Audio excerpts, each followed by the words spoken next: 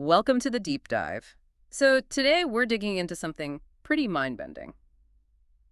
Can just 2 minutes of being unconscious give you more certainty about life and death than, well, a whole lifetime of thinking about it? It's a fascinating question. Mm. Our source today is this really detailed account from one person. We're calling him James B. Right. And his whole life basically got rewritten. Not because he almost died in some dramatic way, but because he collapsed briefly. In an ER waiting room, of all places. Yeah, and that's the immediate hook, isn't it? The tension. He had this serious medical issue, an intestinal hemorrhage, passed out, and had experience with all the, classic markers researchers often talk about with NDEs, near-death experiences. But, and this is key, he insists that label near-death is just wrong for his situation. And exaggeration, he says. So he had the profound experience, but maybe not the medical near-death status to go with it. He feels the subjective reality, what happened to him internally, stands on its own. Exactly. He's kind of decoupling the experience from the physical trigger, in a way. Okay, so our mission here is to really unpack his story. Take his account seriously, look at the details, this telepathic talk he had, the incredible joy he felt, and figure out how less than 2 minutes out cold could lead to such a permanent, massive shift in his beliefs. Precisely. Makes you wonder, what are the real requirements for these kinds of profound experiences? His body was clearly in trouble losing blood, low blood pressure. Sure. But he woke up pretty quickly on the gurney. He maintains, wasn't critically near death. But the transformation, it suggests maybe the content of the experience matters more than the specific physical state that sparked it. Okay, let's set the scene then. The incident itself, he's losing blood from this hemorrhage, passes out in the waiting room. Medically, we know he was unconscious for what, under 120 seconds? That's right, less than 2 minutes. And that time frame, it's really crucial, isn't it? Yeah, because how do you fit such a dense, life-changing experience into that tiny window? If you just think about it from a brain function perspective. It's a real puzzle for purely neurological explanations. James B. himself notes he doesn't remember the moment he actually passed out. But when he sort of woke up inside the experience itself, his awareness wasn't just back, it was heightened. Radically so. And this wasn't just, oh, I feel a bit clearer now. He said it was his highest level of consciousness ever. Like more than normal alertness. Super alert, I think was the term. Yeah. And his thoughts were faster, too. Way faster than usual. Okay, so if the standard explanation for blacking out involves, lack of oxygen making you confused, Fine. This sounds like the total opposite. It really does. And this super awareness came with this change in how he saw things. Literally, he could still see his surroundings, the gurney, the room, the people. Right, ER setting, mundane. Totally mundane. But everything was saturated, just bathed in this light. And he was very specific. This light was of mystical or otherworldly origin, not just a bright glare. Wow, so it's like this overlay of something extraordinary onto ordinary reality. That's a powerful image. So, okay, physical setting lit up, mind super fast. What about emotionally? What was going on there? Emotionally. Complete peace, just overwhelming joy. He said he had absolutely zero fear, zero anxiety, nothing. Zero fear while collapsing from a hemorrhage. Right.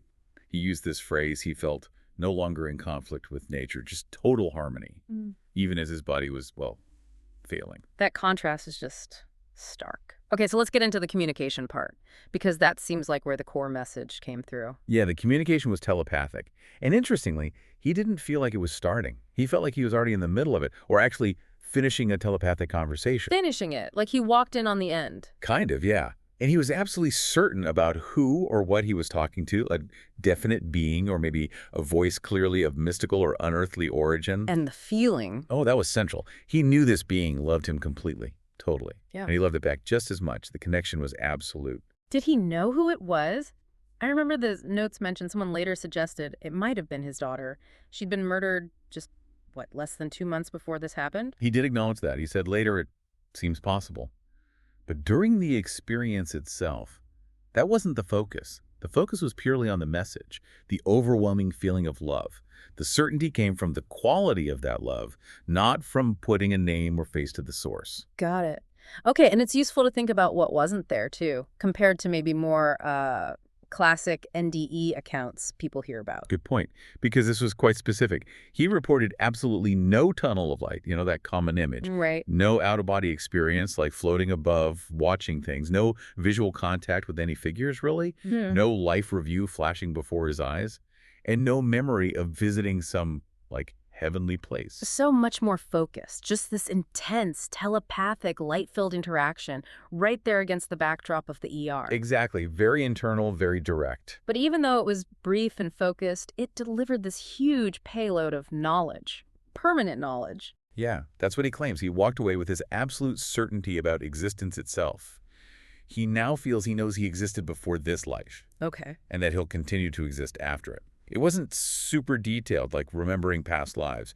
More a fundamental awareness of continuity, premortal existence, and an afterlife. Guaranteed. And the love aspect. He struggled with words there. He basically said love seems like a weak word for it, implying the feeling, the connection was just exponentially more profound than typical human love or affection. Okay. So he's in the state of, ultimate bliss, connection, understanding. But then he makes a choice. He decides to come back. He does. He faces this crossroads. He explicitly said he'd love to die right now. Yeah. The feeling was that good. But he didn't. Why? What pulled him back from that? It sounds like it was entirely about others, completely selfless.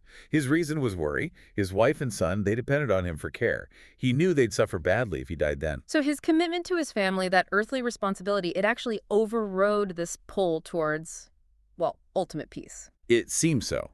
His connection to them, his duty, was stronger in that moment. And did the being, the voice, did it respond to that choice? Yes. He got this clear assurance back. Confirmation, really, that this was not his time, and that he would return. He would be there to care for his family for a long time. It was like an affirmation directly linked to his reason for choosing to return. Wow. Okay. So the experience itself, the core of it, was short. But what about when he, physically woke up on the gurney? Did it all just vanish? Not entirely. Yeah. The light, the visual part, that faded pretty quickly, maybe a minute or two after he regained consciousness. Okay. But the feeling, that intense euphoric happiness, that stuck around. It persisted for an hour or more after he was physically awake and, getting medical attention. An hour-long afterglow of mystical joy while dealing with a hemorrhage that really speaks to the power of the experience, doesn't it? The imprint it left. Absolutely. It shows how strong that neurological or, spiritual impression was. It wasn't just a fleeting hallucination that disappeared when his vitals stabilized. Okay, let's pivot to the lasting impact then. Because this is where those, maybe 90 seconds of experience completely reshaped his whole understanding of reality. Before this, he was a secular Buddhist. What did that mean for him, belief-wise? Right. So as a secular Buddhist, he'd likely focus on the ethical teachings, mindfulness, that sort of thing. But crucially, regarding death, he didn't believe his individual personality, the essence of James B., would survive his body dying. So consciousness maybe continues in some way, but not him personally. Exactly. No personal afterlife expected. Yeah. Maybe emerging back into some larger energy, but the individual self would dissolve.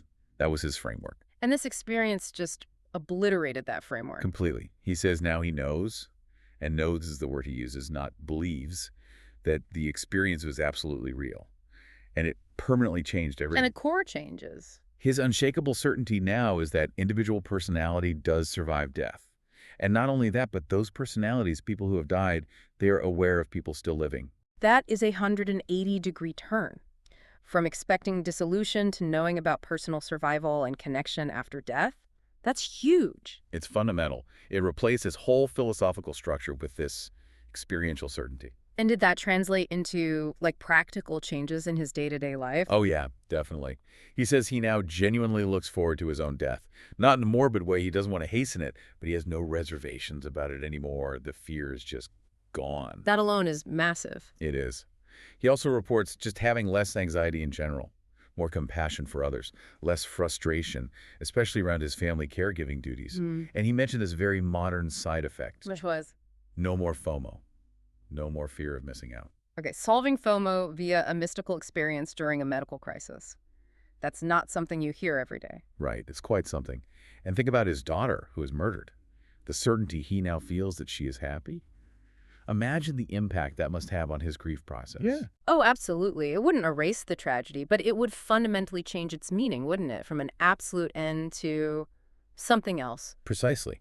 But when he tries to actually describe the peak parts of the experience, that incredible happiness, the quality of the light, the feeling of being totally loved, he hits a wall. How so? He says it's incredibly difficult to express in words.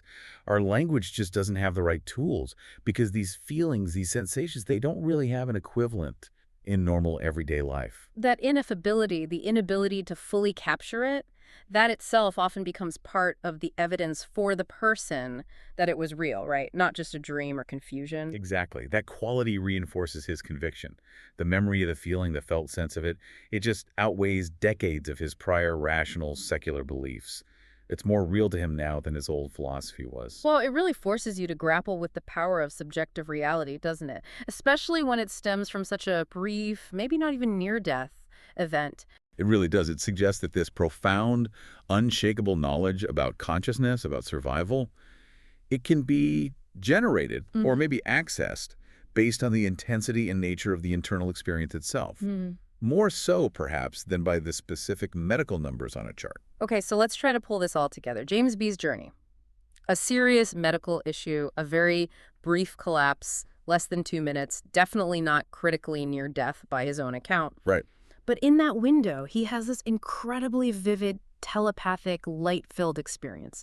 It feels utterly real. Gives him overwhelming joy and a sense of total love. And it completely transforms him, turns him from a secular Buddhist expecting personal oblivion into someone who knows his personality survives death, knows his deceased daughter is happy, and loses his fear of dying. He basically gained a new understanding of eternity in under 120 seconds. That sums it up pretty well. And the key takeaway, I think, for you listening is how this case really highlights something crucial. That these profound, life-altering experiences, the ones that install this deep certainty about consciousness surviving death, they might not always require being clinically on death's doorstep. The subjective reality of the experience, the memory of it, seems to be the engine driving that lasting, permanent change. It challenges our neat definitions. Right. The experience itself is the catalyst, regardless of the precise medical context, which leaves us with a pretty provocative thought to chew on. Go for it. If James B's experience shows that this absolute certainty about the afterlife, about surviving death, about the well-being of loved ones, if that can be installed in the mind instantly and permanently, overriding decades of prior belief, all from less than 2 minutes of unconsciousness triggered by physical distress, then what does that suggest about the brain's or consciousness's potential? Its ability to maybe access or generate profound knowledge, transformative certainty, in ways that seem to defy our current understanding of biology, time, and crisis. What does that possibility mean? Thank you for listening to Borrowed Time NDE Podcasts. If you enjoyed this episode, don't forget to like, subscribe, and turn on the notification bell so you'll never miss a moment of inspiration. Until next time, wishing you an extraordinary and truly wonderful time on your journey through life.